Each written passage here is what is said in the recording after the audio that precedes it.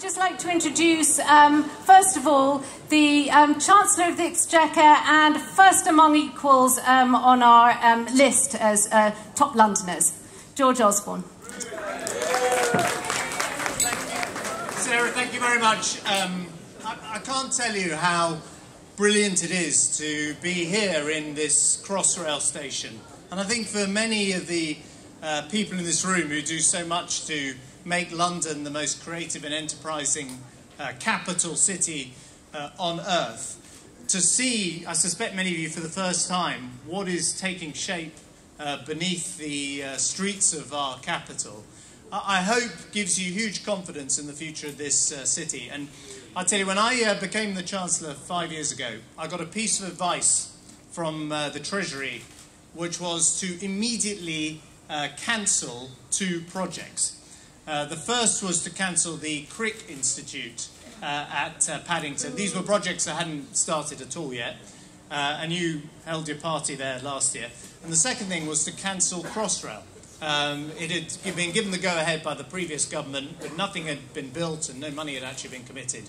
And that was literally the first decision I had to take, which was whether to continue with this project. And I think we made the right decision. I think the fact that different governments have worked together to get us to this point shows what we can do in London. And this is the largest infrastructure project in the whole of Europe at the moment, taking shape on time, on budget, and in this case with a nice contribution from the private sector. Thank you very much, George. So it is, I think, a sign of confidence in this city. And there are more things we need to do. We've got to look at Crossrail 2, the exciting, they used to call it the Chelsea Hackney line when I was a kid, but the fact it hasn't got built, and maybe now they've changed the name, will help. But we're looking at that. There are some great arts projects like Olympicopolis, the move to the V&A there, the Garden Bridge, which I think is going to be brilliant for London, and I think London should get behind that project. And of course the big issues around housing as well, which we need to tackle in this capital. So big infrastructure is what drives great cities forward.